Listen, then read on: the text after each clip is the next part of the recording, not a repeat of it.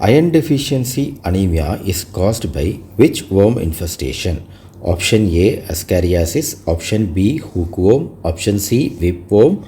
Option D, guinea worm. Hookworm is the worm infestation most commonly associated with iron deficiency anemia. This is because hookworms attach themselves to the intestinal wall and feed on blood, leading to chronic intestinal blood loss. The loss of blood from the intestine leads to deficiency of iron, which leads to iron deficiency anemia.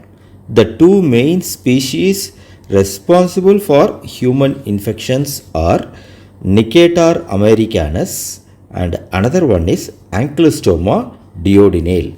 These are the two types of hookworm which are responsible for iron deficiency anemia. So the correct answer is option B, hookworm. All diseases are included in the list of internationally notifiable diseases except option A, plague, option B, cholera, option C, tuberculosis, option D, yellow fever. So I told you a mnemonic to remember diseases covered under internationally notifiable diseases, that is CPY. Cholera, plague, yellow fever. These three are covered under internationally notifiable diseases. Tuberculosis is not on the list of internationally notifiable diseases. Actually, international notifiable diseases are those diseases that countries are required to report to World Health Organization.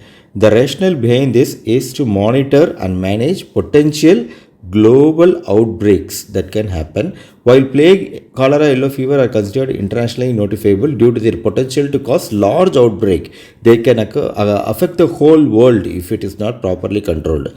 But tuberculosis is not like that. Even though it is a big disease, it doesn't spread like plague, cholera, yellow fever rapidly. That is why it is not included in this list. So the correct answer is option C, tuberculosis. The Central Pollution Control Board has taken the following measures to control air pollution. The measures listed here are A, setting up of ambient air quality standard for short-term and annual periods. B, monitoring of air quality with regard to carbon dioxide, nitrous oxide and lead.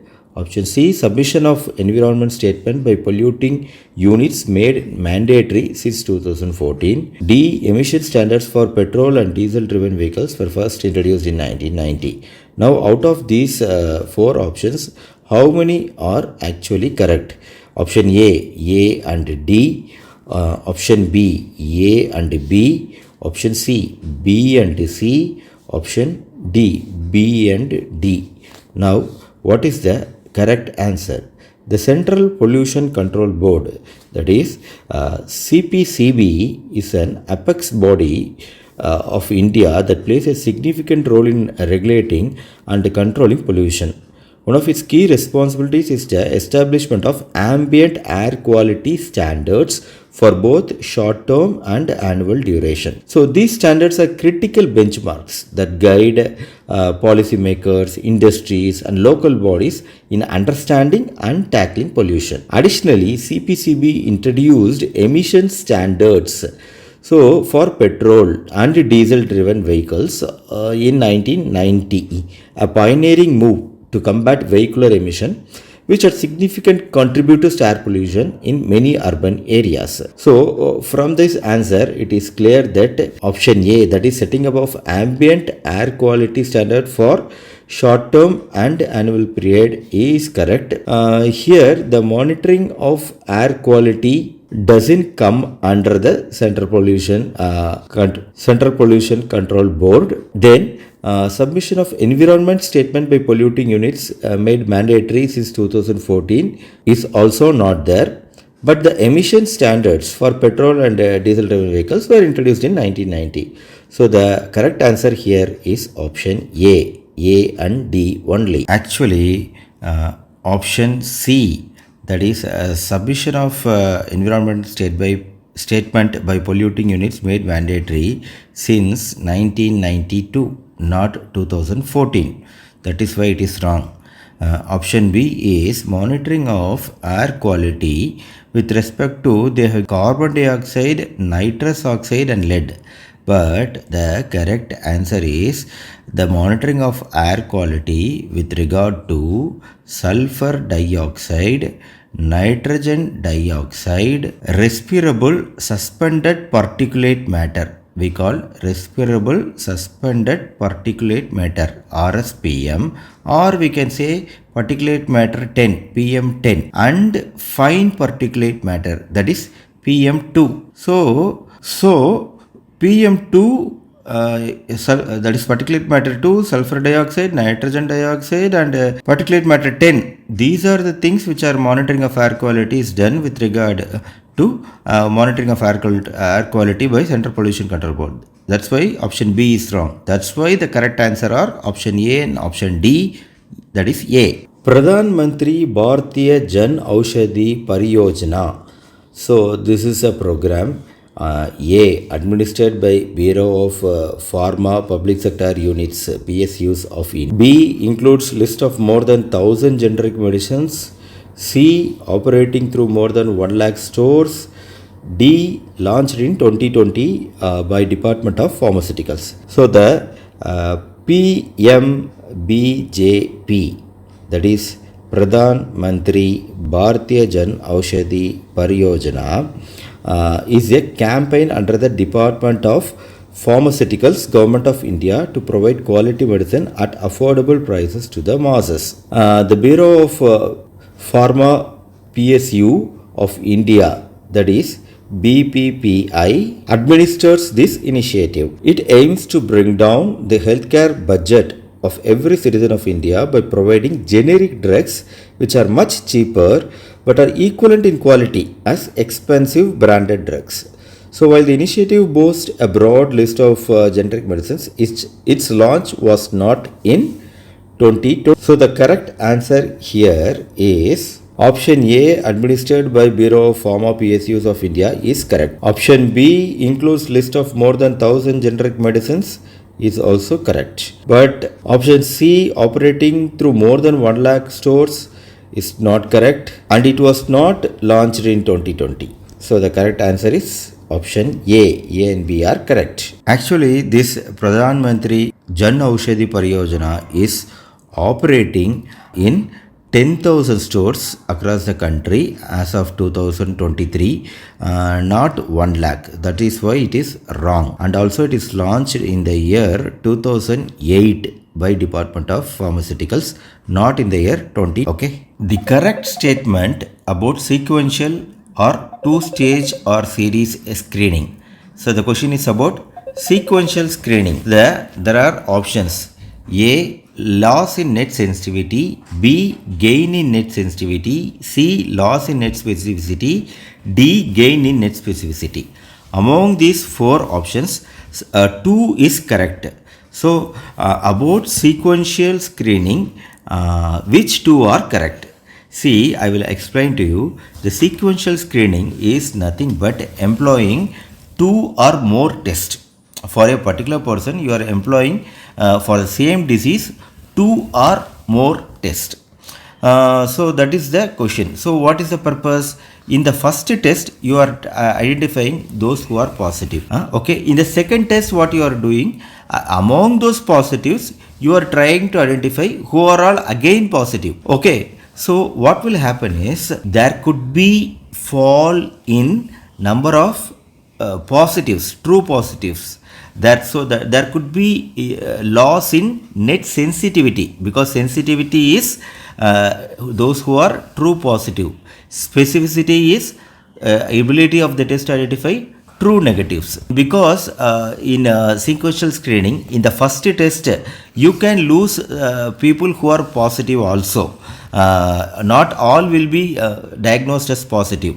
So that's why there is loss in net sensitivity in sequential screening. But in the second test, among those positives who are all again positive, when you are able to identify them, then what is happening? You are able to truly eliminate the true negatives. You are able to identify. That is, you are able to see really those who are positive. So you are able to gain in net specificity. So only those who test positive on the first test proceed to the second test. So this method is employed to enhance the overall accuracy of the testing process, sequential screening. So which sequential screening there is loss in net sensitivity because not everyone proceeds to the second test, but there is gain in net specificity.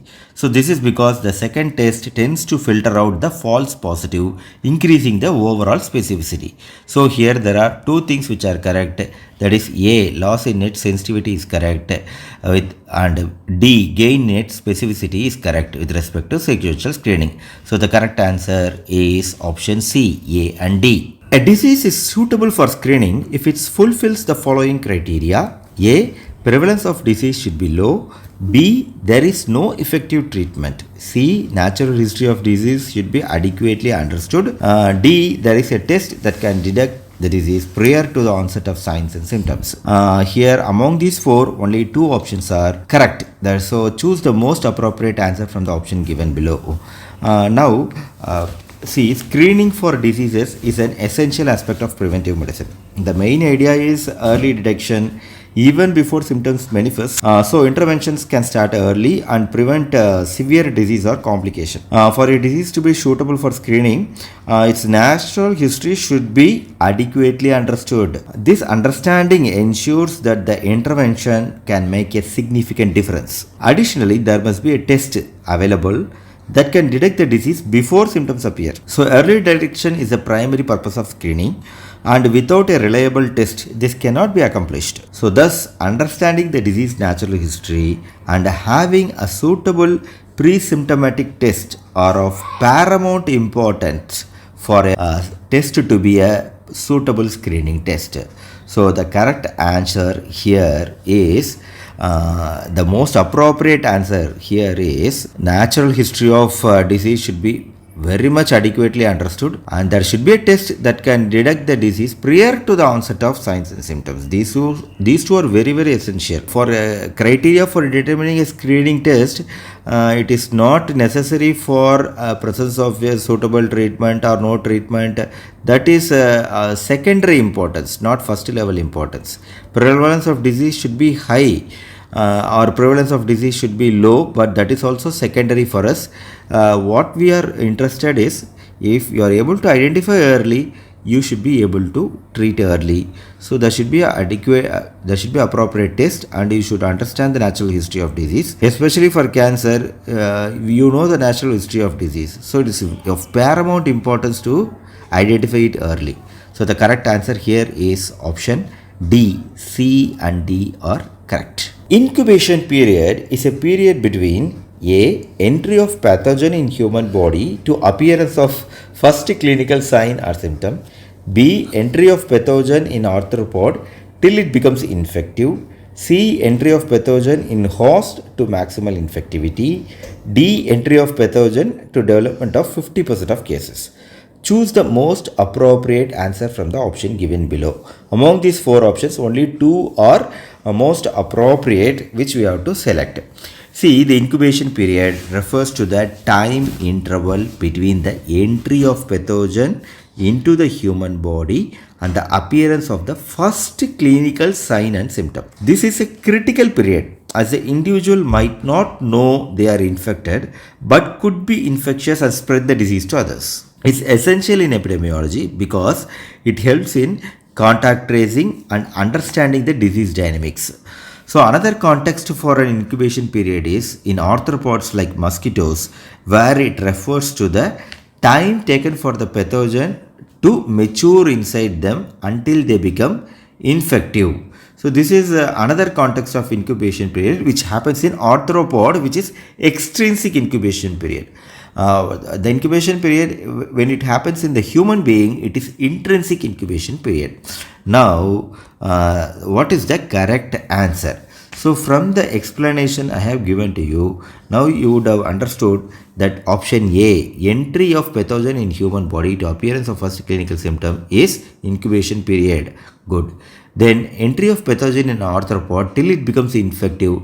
This is also correct. This is intrinsic incubation period. Second one is extrinsic incubation period. And the third option, entry of pathogen in host to maximal infectivity, this is not incubation period. Entry of pathogen to development of 50% of cases is not normal incubation period. It is median incubation period. It can be a separate question for you. What is median incubation period? Entry of pathogen to development of 50% of cases. This is a median incubation period. But for this question, this is not median. This question is only incubation period. So the correct answer is option and B are correct. So the correct answer is option A. Drug Controller General of India. A. Supervises Central Drug Standard Control Organization. B. Licensing Authority for Drugs, Blood and its products, vaccines, etc. C. Head Office in Bangalore with Zonal Office in Delhi. D. Quality monitoring of its laboratories done by Quality Council of India.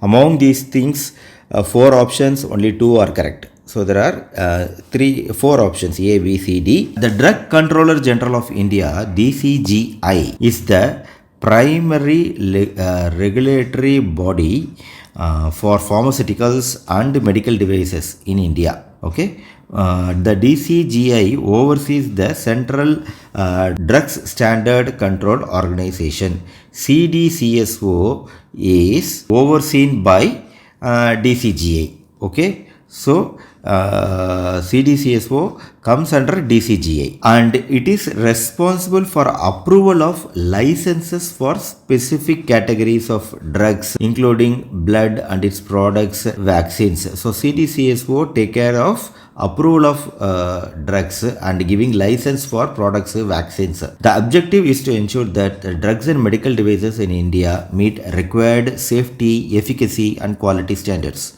So the position of DCGI is essential in public health as the decision made by DCGI impact the availability, safety and efficacy of medicines available in India. So the most appropriate answer here will be option A. It supervises Central Drugs Standard Control Organization, CDCSO, is correct. Option B, Licensing Authority for Drugs, Blood Products, Vaccines, it is also correct. The head office in Bangalore with zonal office in Delhi is not correct. The head office is in Delhi only. It is zonal office is in Bangalore. So it is reverse. Quality monitoring of its laboratories is done by Quality Council of India. No, it is not done by Quality Council of India. So the correct answer is option A and B. Integrated vector management. Integration done for identical vector control methods for synergy includes monthly indoor residual spray. C. Long-lasting insecticide-treated bed nets replaced by indoor residual spray. D. Chemical used in indoor residual spray are pyrethrum. And C. Integrated vector management, IVM, is a comprehensive strategy to manage vector population in a way that reduces or improves disease transmission. It involves integrating various vector control methods to maximize their efficacy while being cost effective. So the methods used be synergistic, that is, there is a combined effect is more substantial than the sum of their individual impact. So that is why in integrated means synergistic, we are integrating the methods. That is very, very important. Then only we will be able to get the result. So synergistic integration means you can use insecticide sprays, personal protection methods, bed nets, vector control methods, larval control methods, adult mosquito control methods. Everything is integrated, synergistic. So it's very important for success of the program. And chemicals like pyrethrum and malathion are among those used for indoor residual spraying, a method wherein the interior of the homes are sprayed with insecticide to kill mosquitoes that come in contact with the treated surface. So the correct answer for integrated vector management, the most appropriate answer here is option A. Integration done for identical vector control methods for synergy is correct. Includes monthly indoor residual spray. No, monthly it is not done. Actually, it depends on the vector population. Either 3 monthly or 6 monthly it is done. So it is wrong. Long-lasting insecticide treated bed net replaced by indoor residual spray. It is not replaced. Both are included. You cannot eliminate indoor residual spray. It is a very important strategy which should be there, which will not be taken away from the program. So this is wrong. Option C is chemical used in indoor residual spray or pyrethrum and malathion is correct. So the correct answer here is option D. A and D are correct. Services provided at Nutrition Rehabilitation Center (NRC) caters to children up to 14 years. B. Sensory stimulation of emotional care. C. Social assessment of family. D. Severely malnourished child referred to hospital. Among these four, only two are most suitable answers. C. Nutritional rehabilitation centers are specialized centers for addressing severe acute malnutrition in children. SAM we say. So at Nutrition Rehabilitation Center, children receive comprehensive care which not only focuses on their nutritional needs but also their overall development. Sensory stimulation and emotional care are vital components of because ensuring the child's psychological well-being and aiding in cognitive development is very important for a child's growth. It is not adult we are dealing with. We are dealing with severe acute malnutrition in children. So it is very important to cater to their cognitive development. Additionally, social assessment of the family is crucial. It helps to understand the socioeconomic factors that might be contributing to the child's nutritional status, allowing for more targeted intervention and support for the family. So here, what are the two most appropriate answers? Caters to children up to 14 years. It is not for children up to 14 years, it is for children up to 5 years. So this is wrong. Sensory stimulation and emotional care of these young children is very important. So option B is correct. Social assessment of the family is very important. Option C is correct. Severely malnourished children are referred to hospital is wrong because the severely malnourished children are treated in NRC. They should not be referred to hospital. It is a full-fledged setup. So the correct answer here is option B, that is B and C are correct. Rabies vaccination, A, part of universal immunization program. B, should be given to all high-risk person like animal handler, wildlife officer as pre-exposure prophylaxis. C, should be given to all eligible dog bite cases as post-exposure prophylaxis. D. Rabies immunoglobulin is given in category 2 animal bite. So the correct answer is among the four options only two are correct. So which two are correct? See, rabies is a fatal viral disease primarily transmitted to humans through bites, scratches or licks on broken skin from infected animals. Rabies vaccination is vital for those at high risk of exposure, such as animal handlers and wildlife officers. They are always at risk. So it is very vital to routinely do rabies vaccination for these people. They should receive the vaccine as a pre-exposure prophylaxis because they didn't get the animal bite, but because of risk they can get the vaccine before the animal bites. In the event of an animal bite, it is crucial to administer post-exposure prophylaxis to all the eligible individuals, to all people. So this consists of a series of rabies vaccination to prevent onset of symptoms and progression of the disease. So let us come back to the question. Part of universal immunization program? No, rabies vaccination is not part of a universal immunization program. Universal immunization program includes oral polio vaccine, BCG vaccine, DPT vaccine, that is a DPT. Diphtheria, pertussis, tetanus. Now it is called pentavalent vaccine, which includes HIV and hepatitis B. So Haemophilus, H influenza and hepatitis is also included. So these are the vaccines. In addition to that, we have MR vaccine, measles, rubella vaccine, vitamin A prophylaxis. Even in some states, Japanese encephalitis, where Japanese encephalitis is endemic, it is included under the program. Rotavirus is included now under the program. So these are some of the viruses, some of the vaccines that are included, but not rabies. So rabies is not included. Should be given to all high-risk persons like animal handler, wildlife officer before the bite, pre-exposure prophylaxis. Correct. should be given to all eligible dog bite cases as post-exposure prophylaxis. Very, very important. Rabies immunoglobulin is given in category 2 animal bite. Rabies immunoglobulin is given in mostly in category 3. So this is wrong. So the correct answer is option B, which shows B and C are correct.